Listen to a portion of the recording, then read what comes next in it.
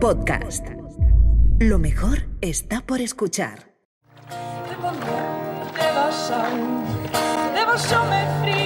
A finales de julio, cientos de jóvenes asisten al campamento de las Juventudes Laboristas Noruegas, que se celebra cada año en Utoya.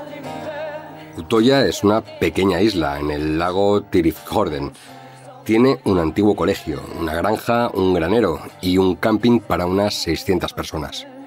Es un lugar idílico, rodeados de naturaleza, de amigos y con múltiples actividades a lo largo del día.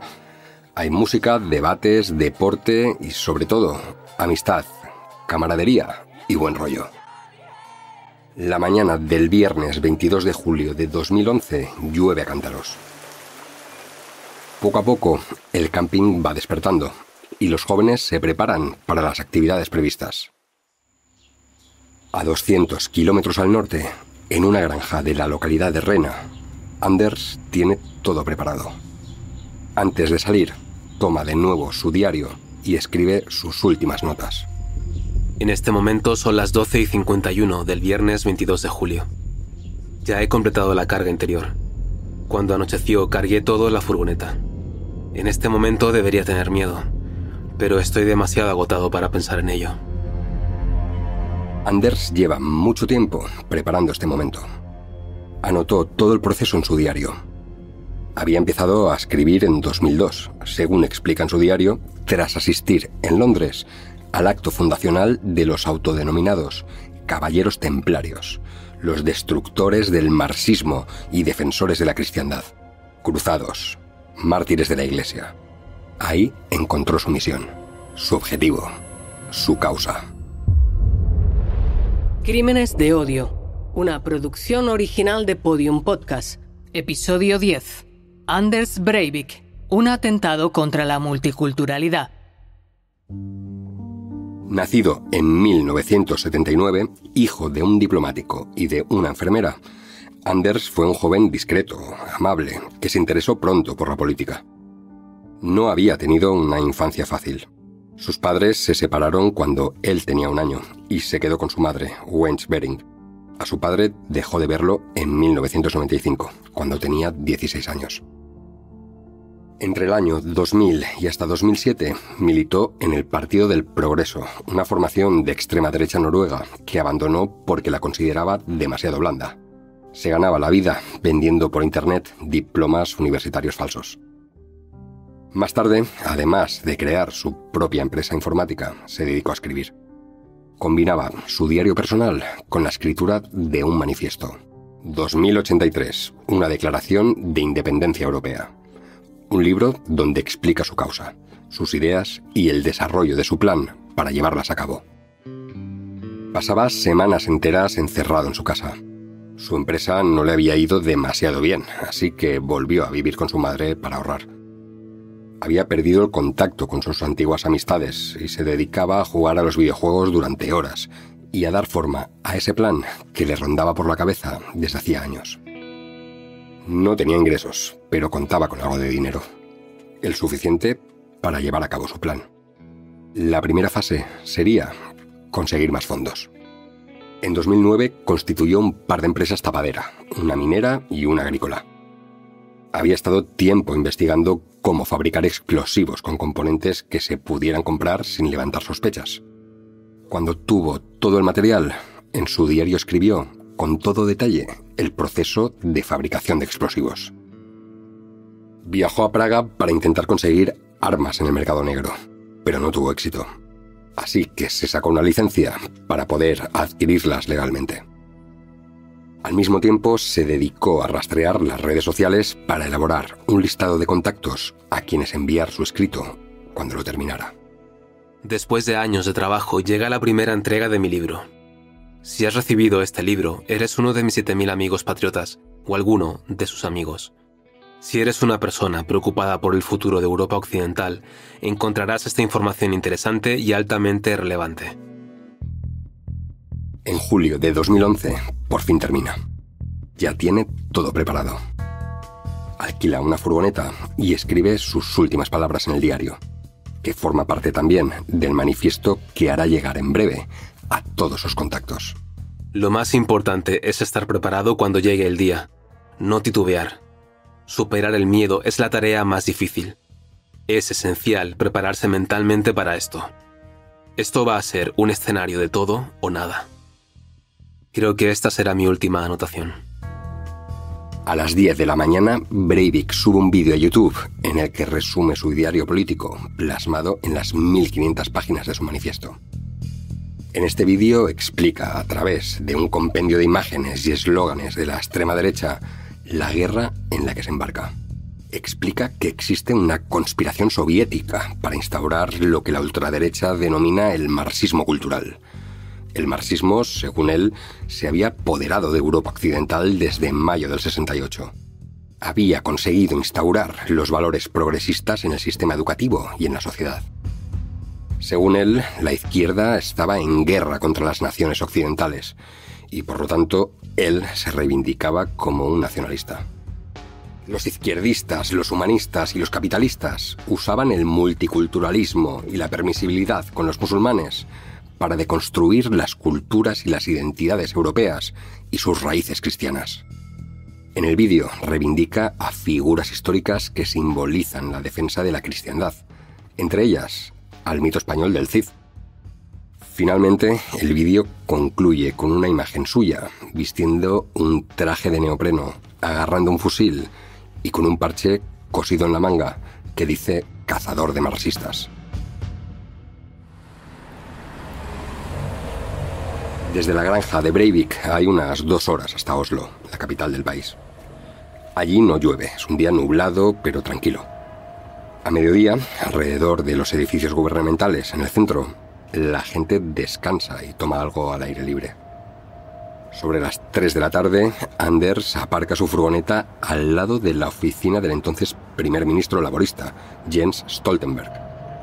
Se marcha tranquilo del lugar.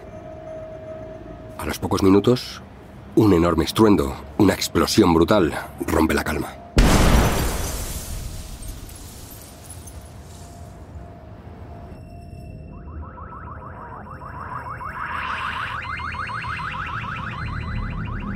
La zona queda devastada, llena de cristales y escombros, con los sonidos de varias alarmas y gritos de dolor y pánico rompiendo el silencio tras la explosión.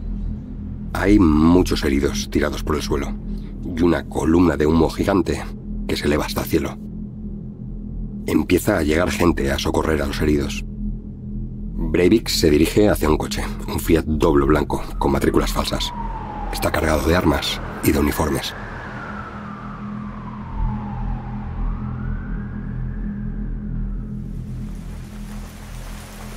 En la isla de Utoya no ha dejado de llover. El campamento de los jóvenes laboristas sigue su curso. Las noticias sobre la explosión en Oslo van llegando por teléfono, confusas. No saben qué ha pasado exactamente, si se trata de un accidente o de un atentado. Los adultos que dirigen el campamento reúnen a los jóvenes y les informan. La tensión y la preocupación son evidentes. Se habla de una bomba, pero no se sabe su autoría. Sería el primer atentado terrorista en Noruega desde la Segunda Guerra Mundial. Hay varios muertos en Oslo tras la explosión. La cifra todavía se desconoce. Y numerosos heridos. Algunos padres llaman por teléfono a sus hijos que están en la isla de Utoya. Piensan que allí, a 200 kilómetros de la capital, están a salvo. El muelle que conecta con la isla está ese día tranquilo. Hay unos 500 metros de orilla a orilla. Un policía ha acudido al lugar para hablar con los adolescentes del campamento y explicarles qué ha pasado en Oslo. Lleva una caja grande y pide ayuda para transportarla hacia la embarcación que cruzará hasta la isla. Son las 5 de la tarde. Nadie sospecha que este hombre, en realidad, no es policía. Es Anders Breivik, que acaba de llegar para completar su misión. Nada más llegar a la isla, empieza la cacería. Con paso firme, sereno e impasible, dispara a los primeros jóvenes que se acercan a él, confiados al verlo vestido de policía. Las detonaciones se oyen por toda la isla. Nadie entiende qué está pasando. Él sigue avanzando, dirigiéndose al edificio central, que está rodeado de tiendas de campaña. La gente empieza a correr sin rumbo, huyendo de los disparos, confusa. No saben a dónde ir ni quién está disparando. El asesino se toma su tiempo. Inspecciona algunas de las tiendas de campaña. Dispara a bocajarro a algunos de los jóvenes que se encuentran allí. Hay muchos heridos que se retuercen en el suelo. Breivik no titubea. Se acerca a ellos y los remata. Los jóvenes se esconden por toda la isla. En el bosque, bajo las camas y los muebles del edificio principal. Algunos se lanzan al agua, intentan huir nadando. Otros llegan por una ladera a un acantilado, desde donde escuchan los gritos de sus compañeros y los disparos. También se oyen algunos teléfonos móviles. Varios jóvenes llamaron a sus padres para despedirse, sin saber si sobrevivirían al horror. La isla es un manto de cadáveres. La mayoría son menores de edad. Durante más de una hora, Breivik ejecuta a sangre fría a todo aquel que se encuentra a su paso. Sin prisa, sin piedad. Sabe que la policía tardará en llegar y que la isla es lo suficientemente pequeña como para cazar a muchas de sus presas. Él mismo llama a emergencias para advertir de lo que está haciendo. Soy el comandante Anders Behring Breivik, de la Resistencia Noruega Anticomunista.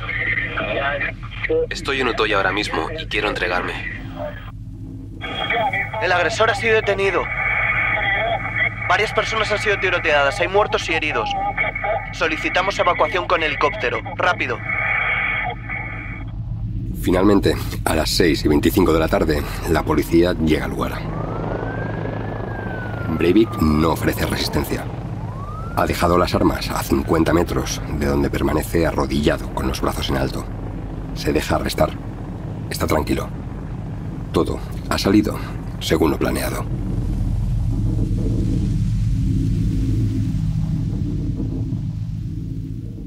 Las autoridades noruegas empiezan a atar cabos. El atentado de Oslo y el de Utoya son obra de la misma persona. En un principio no saben si hay otros implicados. La información, de momento, es confusa. Los heridos se cuentan por cientos. Los muertos, en total, serán 77. 8 de ellos en Oslo y 69 en la isla de Utoya. Breivik no niega los hechos, al contrario, los reivindica. Pero no se declara culpable. Dice que lo ha hecho para parar la islamización de Europa. Quiere que su juicio sea público, que todo el mundo escuche lo que tiene que decir. Los atentados son solo un medio para llamar la atención, para castigar a los traidores y lanzar un aviso, para, según él, despertar a Europa. Tras prestar declaración, es enviado inmediatamente a prisión.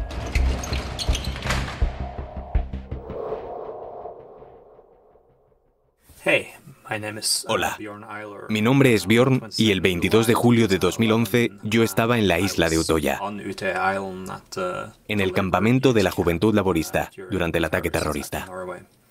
Conocí a Bjorn hace ya algunos años. No me puedo imaginar cómo debió ser para un adolescente vivir aquello. Bjorn no cambió sus ideas ni abandonó su compromiso político. Lo conocí precisamente trabajando en un proyecto de investigación sobre la extrema derecha en Europa. Desde entonces seguimos en contacto y compartimos, junto con otros investigadores, toda la información que consideramos relevante sobre el avance de la extrema derecha. La magnitud de este ataque, la minuciosidad con la que se preparó y la argumentación con la que se justificó hizo que Europa se mirase al espejo, que se preguntase qué estaba anidando en su interior. Las ideas que defendía Anders Breivik no eran nuevas. Había partidos y organizaciones políticas que decían lo mismo, que hablaban de un supuesto proceso de sustitución demográfica y de islamización de Europa, de que el multiculturalismo era una amenaza para los europeos y que los principales responsables eran los izquierdistas, que eran demasiado tolerantes con la inmigración. Le pregunté a Bjorn qué hizo la extrema derecha noruega tras los atentados. La extrema derecha en Noruega es bastante débil, pero hay mucha islamofobia que se incrementó los años siguientes al ataque. Creo que la respuesta general de la extrema derecha fue que la gente apoyaba las ideas que había detrás de los ataques, pero no el ataque en sí. No renegaban de la islamofobia ni de la retórica anti-inmigrantes, la motivación.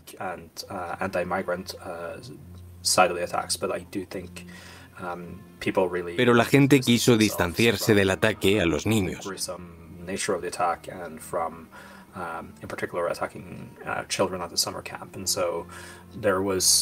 Hubo apoyo a las ideas, pero no a los hechos, algo que creo que pasó en toda Europa.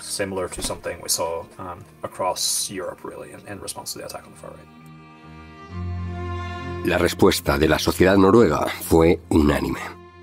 El shock que provocó el atentado en un país que no había sido objeto de ataques terroristas hasta entonces y que tenía fama de ser uno de los más seguros y tranquilos del mundo, fue inédito. Durante las semanas siguientes del ataque, la unidad del pueblo noruego y la solidaridad internacional fue ejemplar. Pero pronto llegaría el turno de las preguntas. ¿Quién era Anders Breivik? ¿Era un fanático o un loco? A mucha gente no le entraba en la cabeza que un hombre blanco, europeo, con una vida aparentemente normal, realizase una atrocidad de este calibre. Tenía que ser un enfermo mental, alguien sin capacidad para distinguir el bien del mal. Para ello, Breivik se sometió a un examen psiquiátrico. Tras 13 entrevistas durante más de 36 horas, los dos psiquiatras encargados de este primer análisis determinaron que Breivik sufría esquizofrenia paranoide, que era un demente que vivía en su propio universo ficticio, y que sus pensamientos y actos estaban gobernados por ese universo. De confirmarse este diagnóstico, Breivik podía ser internado en un psiquiátrico, en vez de en una prisión. Pero este primer análisis no sería definitivo ni determinante. Breivik negaba tener problemas mentales. Se consideraba un activista, un cruzado. No renunciaba a la responsabilidad de sus actos. Al contrario, lo reivindicaba. En una de las vistas ante el juez, pidió que se le condecorara por haber actuado en una situación de emergencia para salvar a su pueblo, su cultura y su país, amenazados por los traidores que defienden el multiculturalismo. Breivik era más que consciente de lo que hacía. Tenía un proyecto político y creía que esa era la mejor manera de defenderlo. Era un fanático, no un loco. El debate sobre la salud mental de quienes cometen atentados tan solo aparece cuando el autor es un hombre blanco y occidental. Cuando los atentados son cometidos por personas no blancas o musulmanas, raras veces se cuestiona su salud mental. Parece que una persona blanca y cristiana debe tener problemas mentales para hacer esto. No como los demás, que según esta lógica racista estarían ya predispuestos al crimen. En una carta que se hizo pública, Breivik afirmaba que ser declarado incapacitado es lo peor que podía ocurrir y la humillación definitiva. Enviar a un activista político a un hospital psiquiátrico, dijo, es más sádico y malvado que matarlo. Es un destino peor que la muerte. Quería que su caso sirviese para poder explicar sus ideas, para promocionar el odio que lo motivaba y para justificar la violencia contra sus oponentes. Un segundo análisis médico sobre su salud mental descartó cualquier enfermedad. Sentenciaba que este era consciente de lo que hacía, que no estaba enfermo, que era penalmente responsable. Por lo tanto, sería juzgado por un tribunal ordinario. La insistencia del asesino por explicarse ante la sociedad provocó un importante debate. ¿Debían los medios transmitir aquello que Breivik pretendía comunicar? ¿Hasta qué punto podría ser hacerle el juego? Breivik estaba encantado cada vez que tenía cámaras delante. Su gesto era siempre sereno, incluso sonriente. La matanza que había protagonizado, además de ser una acción política en sí misma, era un medio para llamar la atención y para tener un altavoz durante el juicio, para promocionar sus ideas. El juicio se celebró en abril de 2012, tan solo unos meses después de los atentados. La expectación era máxima. Reporteros de varios países acudieron a Oslo para cubrir el inicio del proceso, que se alargaría durante varias semanas. La cuestión principal fue, de nuevo, la salud mental del reo, determinar si era penalmente responsable. Sus abogados insistían en que estaba totalmente cuerdo y que se declaraba inocente por haber actuado en defensa propia, según él, contra un sistema que estaba destruyendo el país, contra el Islam y el multiculturalismo, la principal amenaza de Europa, y contra los izquierdistas, cómplices de todo esto. Sus declaraciones durante el juicio no se retransmitieron para evitar que el tribunal se convirtiese en un altavoz político. Breivik llegó esposado, tranquilo, vestido con un traje negro, afeitado. Miró a los periodistas y sonrió. Cuando le quitaron las esposas, antes de sentarse, hizo un saludo llevándose la mano al pecho y levantando el brazo con el puño cerrado. Inmediatamente tuvo lugar una secuencia que levantó cierta polémica. Varios de los presentes en la sala le estrecharon la mano. Entre ellos, algunos familiares de las víctimas de los atentados. Una imagen desconcertante que generó incredulidad. ¿Por qué estrechaban la mano de este asesino? Se trata de una formalidad en los juicios en Noruega.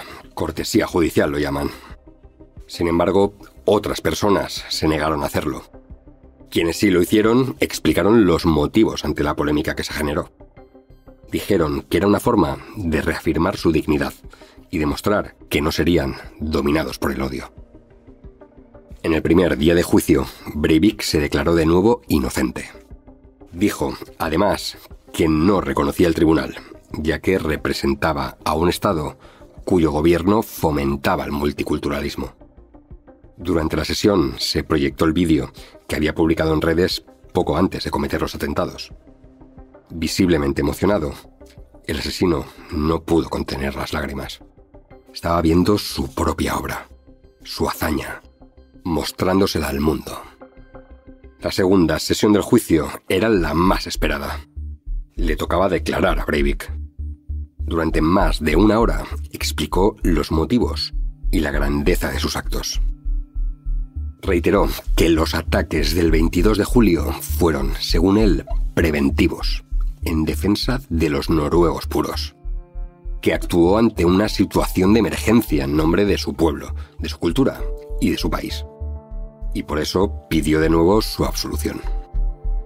Dijo que los campamentos de Utoya eran campos de adoctrinamiento para activistas políticos, donde se forman los comunistas más extremistas de Noruega, y que los adolescentes del Partido Laborista eran ingenuos y adoctrinados, no niños inocentes, sino militantes políticos. Así justificó su ejecución.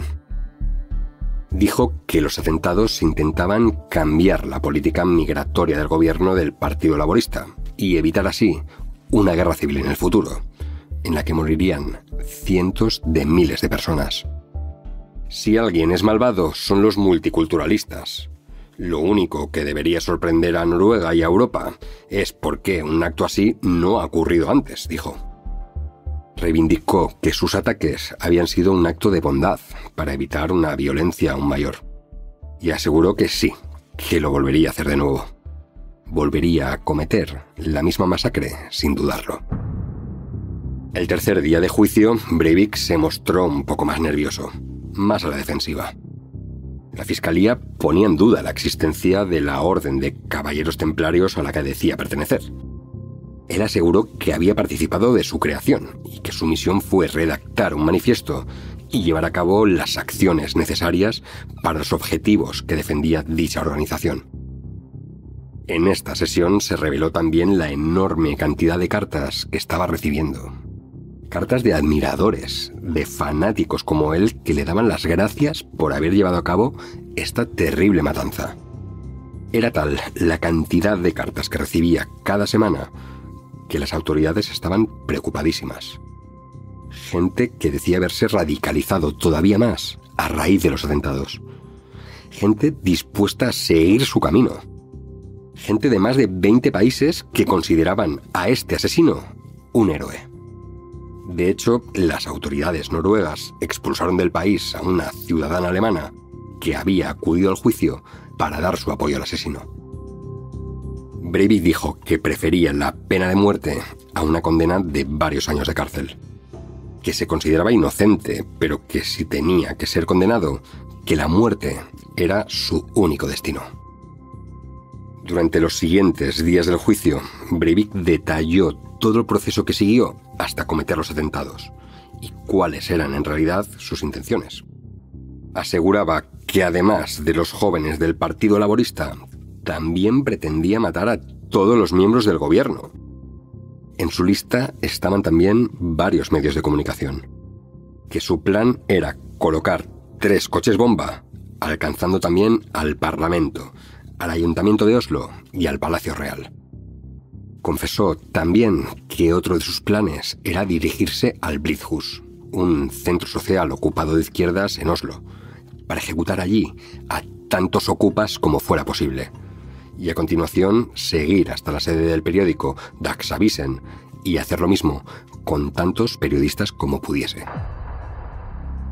El asesino tenía varias opciones, múltiples objetivos, pero la falta de medios para llevarlos a cabo hizo que finalmente se adaptase a aquello que tenía más a su alcance: colocar una bomba en Oslo y presentarse en Utoya aprovechando la confusión en la capital, y allí llevar a cabo la masacre.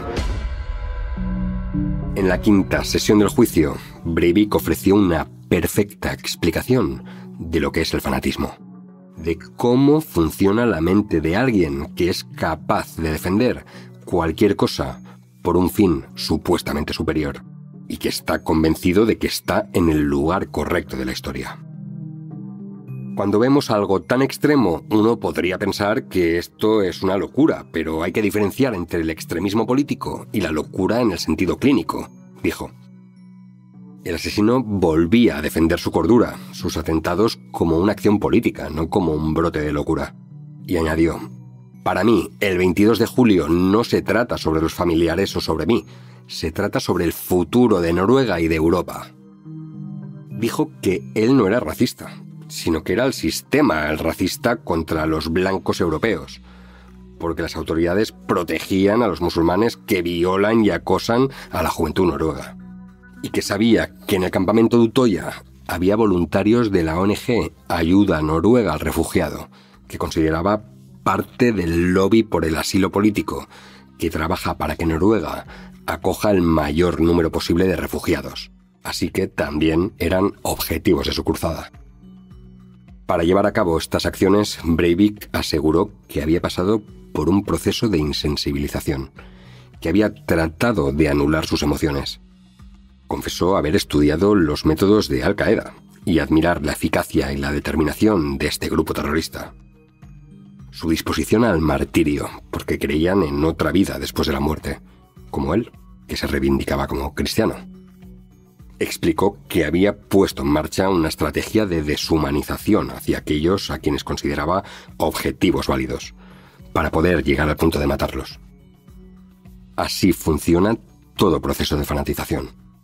Así, alguien es capaz de cometer una atrocidad contra otras personas sin tener el más mínimo remordimiento. Breivik pidió perdón a las víctimas del atentado de Oslo, que no tenían filiación política. Dijo que no quiso matar a civiles inocentes.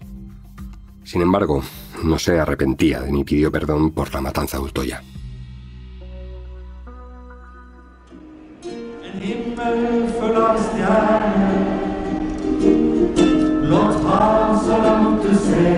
El 26 de abril de 2012, mientras el juicio seguía su curso, a pesar de la lluvia, decenas de miles de personas se congregaron en la plaza Youngstorget, en el centro de Oslo y en otras ciudades noruegas. Sonaban los acordes y los arpegios de una guitarra, ante un silencio que solo rompía el sonido de la lluvia. La multitud empezó a cantar.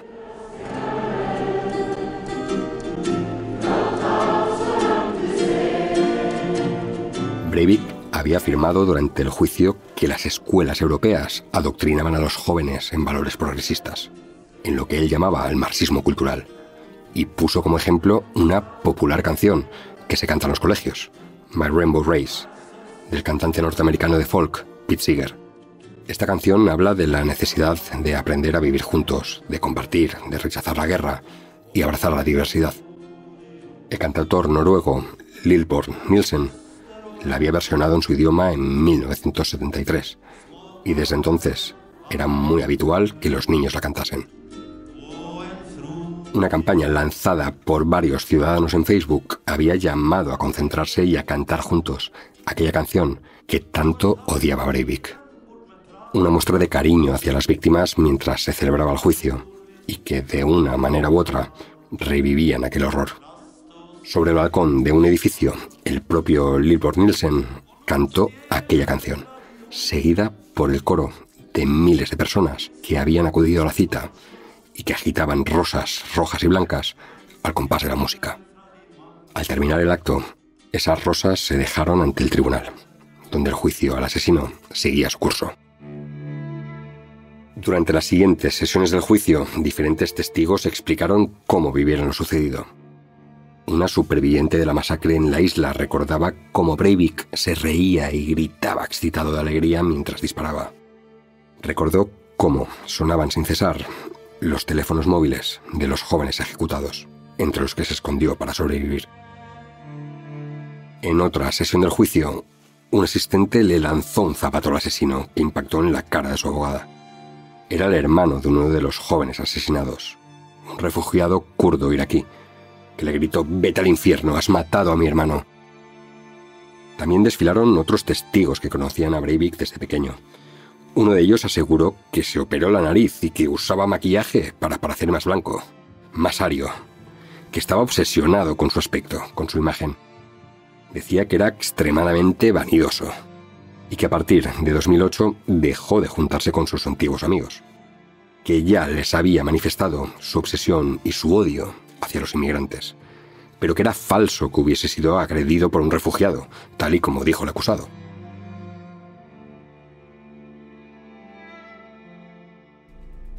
El 22 de junio de 2012, después de 10 semanas y 42 sesiones, el juicio a Anders Behring Breivik llegó a su fin.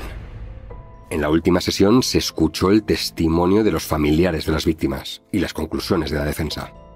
Esta, tal y como había exigido el propio acusado, insistió en que su cliente estaba totalmente sano y que asumía la responsabilidad de sus actos.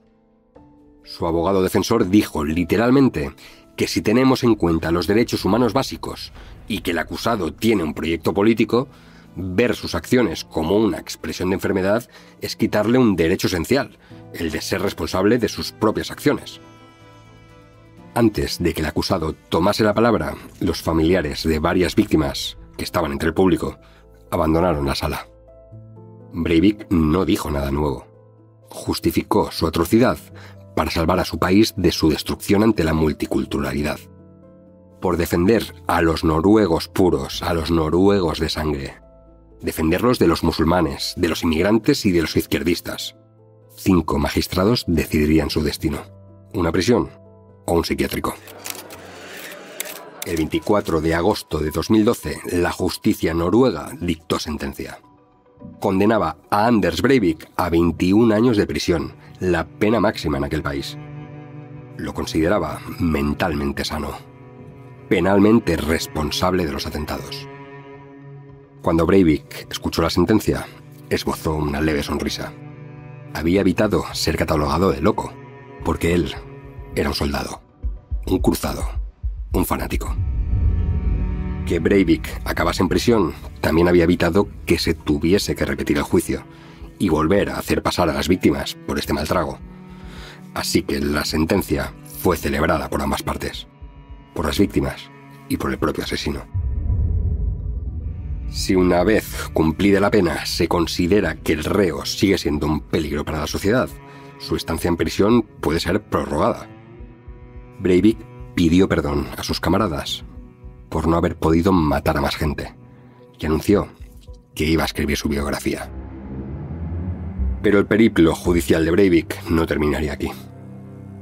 Cuando llevaba ya algunos años preso, denunció al Estado noruego por trato inhumano en prisión.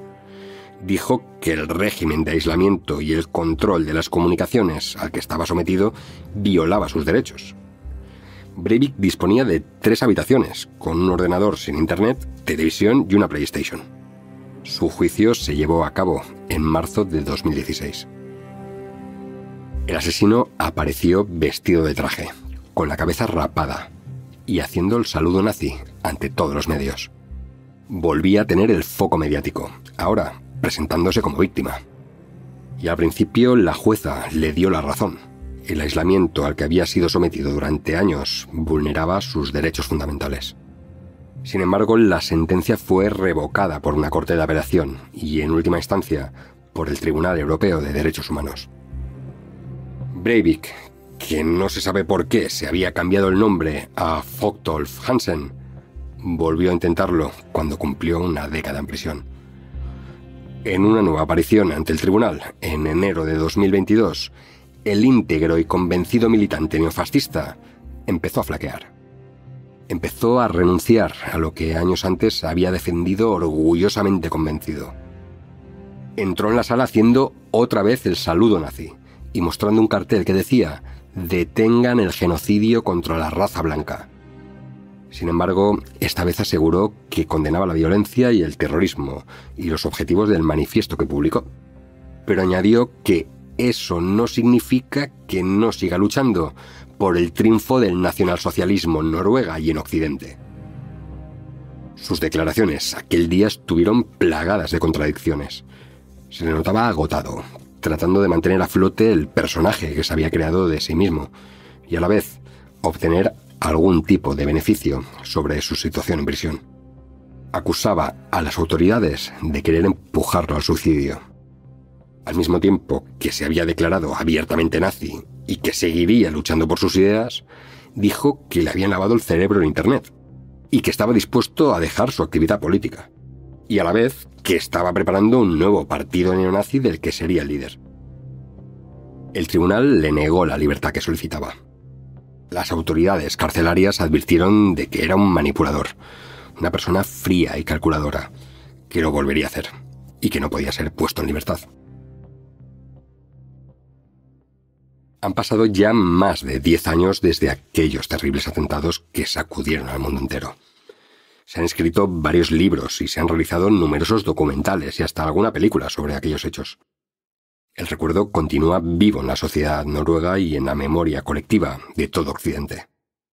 Algunos de los supervivientes de aquella masacre siguen activos en política. Björn es uno de ellos. Hablo con otros supervivientes del atentado con bastante poca frecuencia. Y a menudo, cuando nos encontramos, en el contexto de otras cosas que no sean ser supervivientes del atentado. Muchos supervivientes trabajan en el gobierno, en la administración, así que es natural que nos encontremos. Hay un grupo de apoyo, pero he decidido no participar activamente. Sin embargo, los veo en algunos espacios dedicados a trabajar contra la extrema derecha y el terrorismo, y el extremismo violento en general. Así que existe la oportunidad y la opción, pero no es algo que aproveche a diario. No era la primera vez que un terrorista de extrema derecha cometía una masacre, y tampoco sería la última. Desde entonces, la violencia y el terrorismo de extrema derecha no ha dejado de crecer en todo el planeta.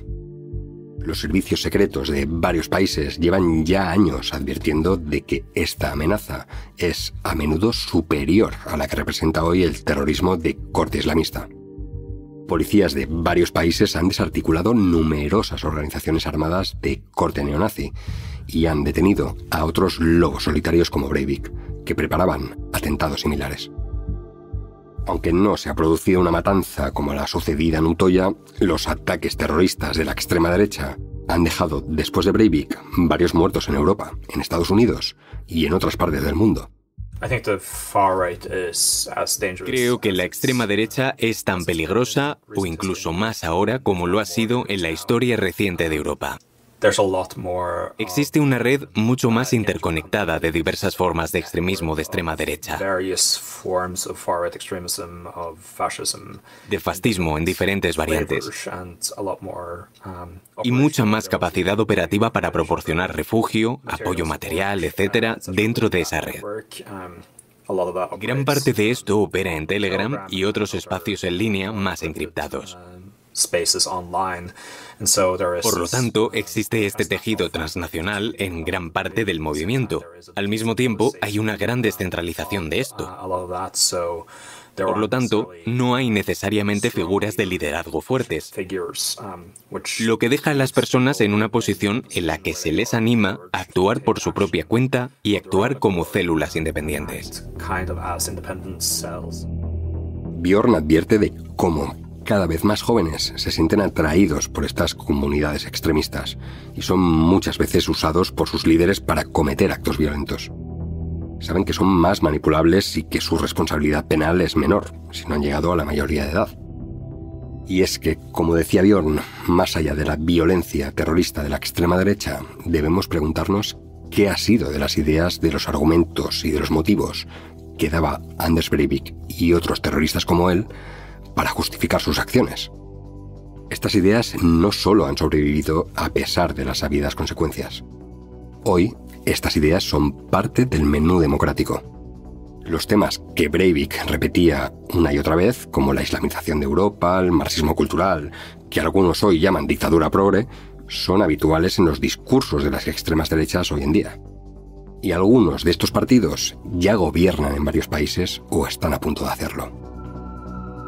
Presentar a Occidente bajo una terrible amenaza, invadido por inmigrantes y musulmanes que quieren someter a la población e imponer sus leyes, mezclar las razas, señalar a los izquierdistas y cada vez más al resto de demócratas como cómplices de las sociedades multiculturales que albergan y fomentan su decadencia, y llamar a defender por cualquier medio la pureza de la raza, la supremacía blanca y la cristiandad. Son ideas que están hoy en auge, conquistando cada vez más corazones y destruyendo cada vez más la convivencia en las sociedades diversas. Breivik explicaba en su manifiesto que sus atentados eran tan solo el inicio, que él se estaba sacrificando, iniciando un proceso que llevaría décadas. Por eso su texto habla de finales del siglo XXI como la culminación de su proyecto. Lo más aterrador de todo este asunto es que parte de ese plan, poco más de 10 años después, se está cumpliendo. Aunque Breivik pase el resto de su vida en prisión y sus atentados sigan siendo vistos como atroces, la semilla que sembró, las ideas que tan vehemente y violentamente defendió, están hoy más presentes que nunca.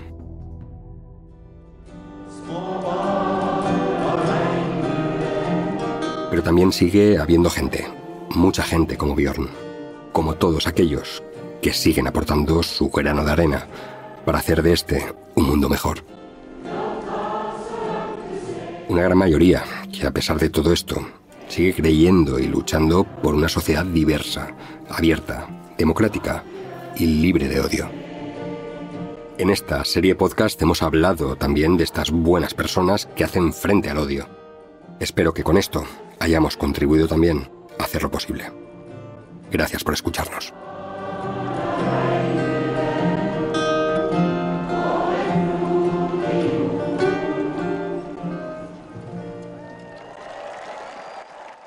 Crímenes de Odio es una producción original de Podium Podcast, escrito y narrado por Miquel Ramos. Diseño sonoro, Nico Solís.